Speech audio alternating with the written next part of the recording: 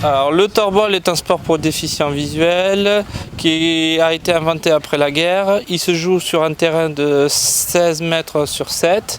Donc il y a 3 joueurs d'un côté, 3 joueurs de l'autre, les yeux bandés. On a un ballon sonore et ce ballon sonore, on doit le faire passer sous 3 ficelles qui ont des clochettes. Et l'autre côté, une fois que le ballon est passé sur les 3 ficelles, l'adversaire est obligé d'essayer de l'arrêter. S'il ne l'arrête pas, il y a but. Le torball existe.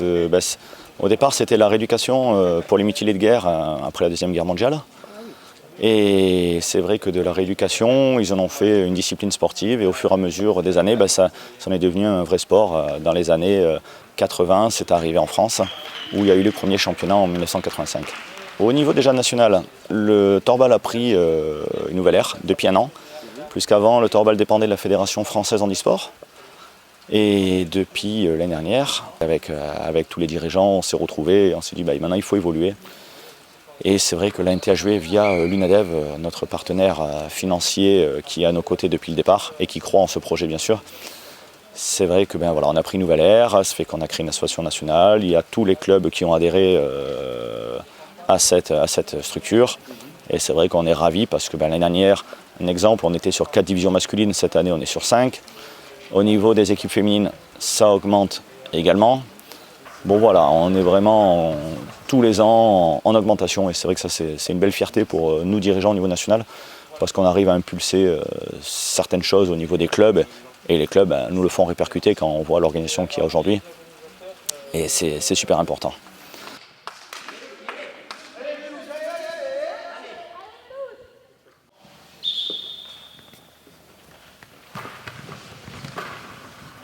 Je pense que moi, dans le torball, c'est les rencontres qui m'ont fait avancer dans la discipline.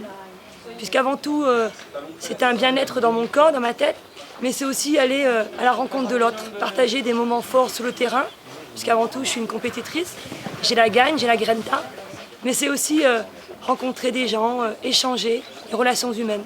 Et ça, je pense que c'est une belle valeur que le torball véhicule à l'échelle nationale, et je pense qu'on a une vraie identité en France à travers cette discipline. Ça demande de la stratégie, ça demande une bonne orientation, ça demande de bons réflexes, la précision, même sans les yeux, juste au toucher, main, pied, l'écoute. Et il faut être très énergique.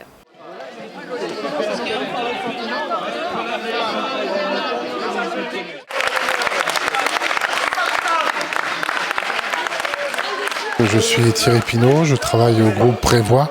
Je suis conseiller de la protection sociale. Donc mon rôle, c'est de faire bénéficier d'un bilan sur la protection sociale, les garanties que les gens ont par leur travail, et de leur faire bénéficier des avantages sociaux qu'ils peuvent bénéficier en souscrivant chez nous. C'est en rencontrant simplement Ringo, un homme dévoué à son association qui m'a fait découvrir le torball puisque tout ce qui touche le ballon m'intéresse, j'ai envie de dire.